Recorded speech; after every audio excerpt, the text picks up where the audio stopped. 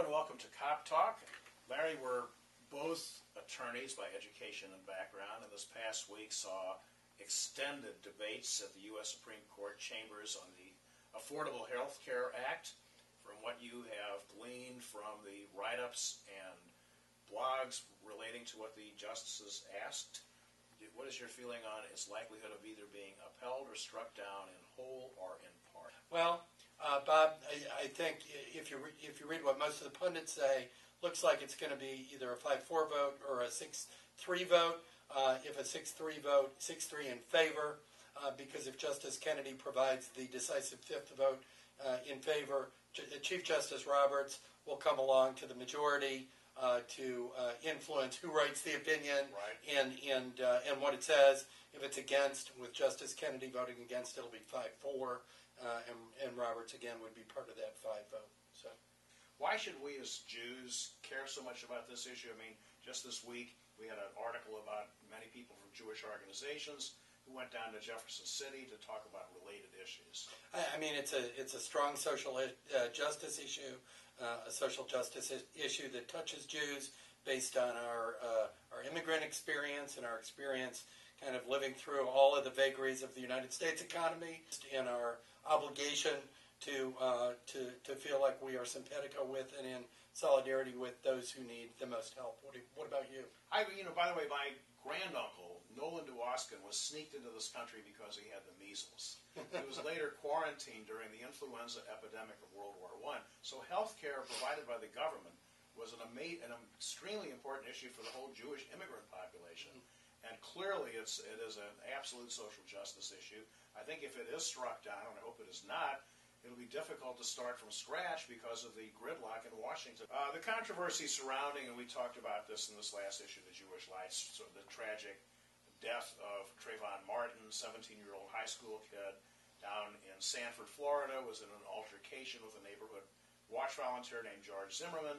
The facts are somewhat in dispute as to how it all unfolded, but it ended up that this young man who had bought a bag of Skittles candy and a can of iced tea ended up dead at the end of that evening.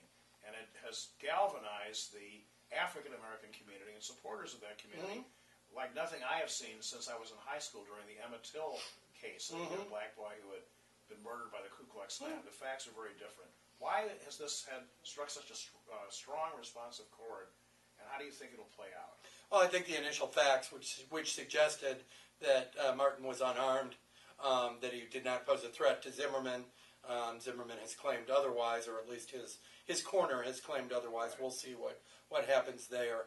And the perception that in this fairly relatively Caucasian subdivision with a community watch, that there was a bit of a bent kind of against African Americans. I don't know. We weren't there.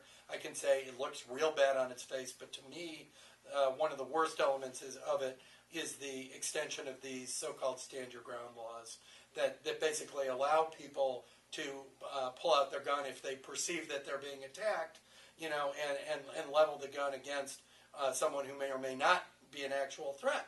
And one of the big issues here is it based on somebody's subjective perception of whether they're under threat under these laws? That's a matter of some debate. Some people say that the laws can be interpreted such that if you think or feel you're going to get attacked, whether it's a reasonable thought or feeling, you're allowed to pull your gun out and quote-unquote defend yourself. It's a real problem. Yeah, and I from the facts, and they are in dispute, they're going to be investigated vigorously as they should be, but it was caught in the 911 tape that the police officer said, we don't need you to do that, but he said it was following the kid.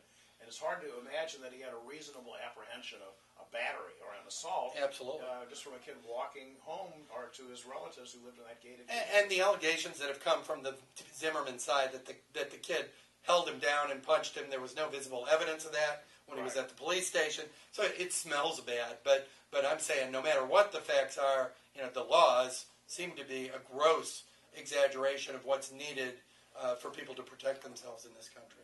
We had this case, we had in Toulous, France, the terrorist who bragged about al-Qaeda ties, which may or may not have been true, but he killed a rabbi and three small children at a Jewish day school.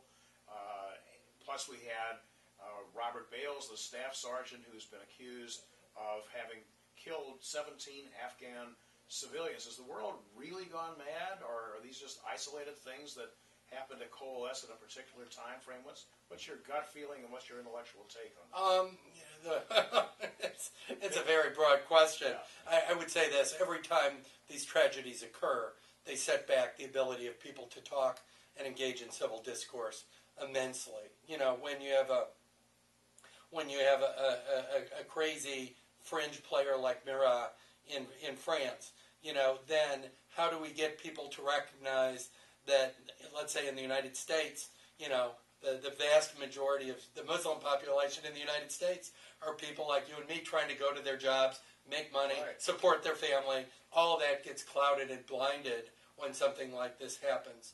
And, you know, I think President Obama, our first African-American president, he's been criticized for his comments, but I thought in this instance, in contrast to perhaps the one in Cambridge a few years ago, that he handled it well when he said, if I had a son, he would look like Trayvon. And very similar to what the head of the Jewish community in France said, that these remind us of our own kids. And you actually told me of a story I haven't had time to really track down more, that it was reported that Israel had purchased an airfield in Azerbaijan. On the border of Iran and have fly rights through Azerbaijan.